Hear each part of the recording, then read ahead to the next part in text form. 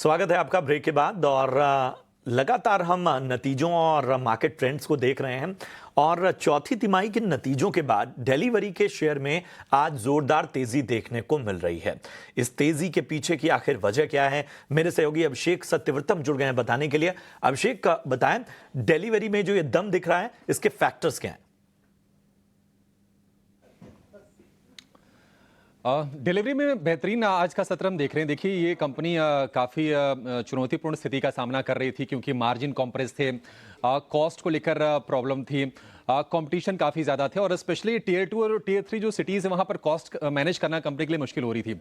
लेकिन ये आंकड़े जो आए हैं, आंकड़ों से ज़्यादा जो मैनेजमेंट की कमेंट्री है वो काफ़ी ज़्यादा क्रूशियल है। वैसे अगर आप देखिए तो चौथी तिमाही में जो मुनाफा है 190% बढ़ी है, यानी कि मुनाफा हो गया करीब 3 गुना, करीब 72-73 करोड़ रुपए का आंकड़ा कंपनी ने पोस्ट किया है चौथी तिमाही में। और FY25 में पहली बार कंपनी ने प्रॉफिट पोस्ट किया है। देखिए, कंपनी ने एक एक्विजिशन किया था लास्ट मंथ ई-कॉम एक्सप्रेस का, उसके बाद हमने थोड़ी तेजी देखी थी लेकिन वो तेजी टिक नहीं पाई थी। अब मैनेजमेंट का ये कहना है कि FY26 में ग्रोथ बढ़ने के साथ साथ मुनाफे में जो बढ़ोतरी आई है ये सस्टेनेबल होगी और यहाँ से बेहतरी यहाँ से जारी रहेगी।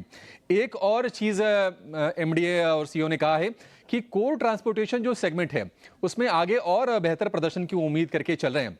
तो ये एक अच्छे सिग्नल है मैनेजमेंट की तरफ से। ई-कॉम एक्सप्रेस का जो अधिग्रहण किया, अब कंपनी में बहुत सारे अब 2 कंपनी के कर्मचारी हो गए। सवाल ये था कि कंपनी कॉस्ट कैसे मैनेज करेगी, क्या कोई कॉस्ट ऑप्टिमाइजेशन को लेकर कोई कदम उठाएगी। तो MD एंड CEO ने ये साफ किया और ये कहा है कि जो क्वालिफाइड स्टाफ हैं उनको कंपनी एब्जॉर्ब करेगी। एक जो क्रूशियल चीज़ उन्होंने कहा है कि कंसोलिडेशन का जो फेज हो या फिर भारी डिस्काउंट का जो दौर चल रहा था इस सेगमेंट में, सुसाइडल प्राइसिंग जो चल रही थी कंपनीज की तरफ से, ये एरा अब एंड हो चुका है और यहां से चीजें स्टेबल होती हुई दिखेंगी। उसके चलते आज हम देख रहे हैं कि डिलीवरी में काफी शानदार तेजी के साथ कारोबार हो रहा है और ये जो शेयर है ये वायदा का सबसे ज्यादा चढ़ने वाला शेयर है।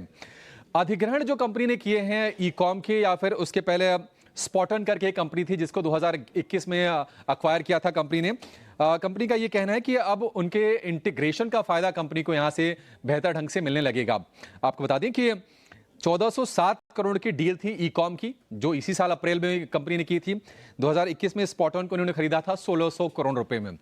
इस साल अभी तक हम डिलीवरी के नेगेटिव चाल देख रहे थे, लेकिन पिछले 1 महीने में डिलीवरी ने काफी हद तक डैमेज कंट्रोल करने की कोशिश की है। और आप 6 महीने के आंकड़े देखिए या फिर YTD यानी कि इस साल अब तक के रिटर्न देखिए, कंपनी पॉजिटिव टेरिटरी में लौट आई है। 1 महीने की जो चाल रही है वो रही है 23% के आसपास की।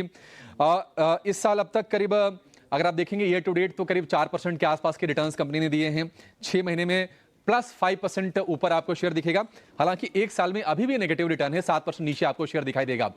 आपको याद होगा कि जब कंपनी 3 साल पहले मई 2022 में जब ये लिस्ट हुई थी, उसके बाद हमने इसमें 700 रुपए के ऊपर के भाव देखे, तो वहां से भाव अभी भी नीचे है। 350 रुपए के आसपास के प्राइसेस अभी हैं, लेकिन यह है कि हाँ, लोअर लेवल से रिकवरी अच्छी हो रही है और मैनेजमेंट की मजबूत जो कमेंट्री है या फिर प्रॉफिट के जो आंकड़े आए हैं वो आज सपोर्ट करने का काम कर रहे हैं।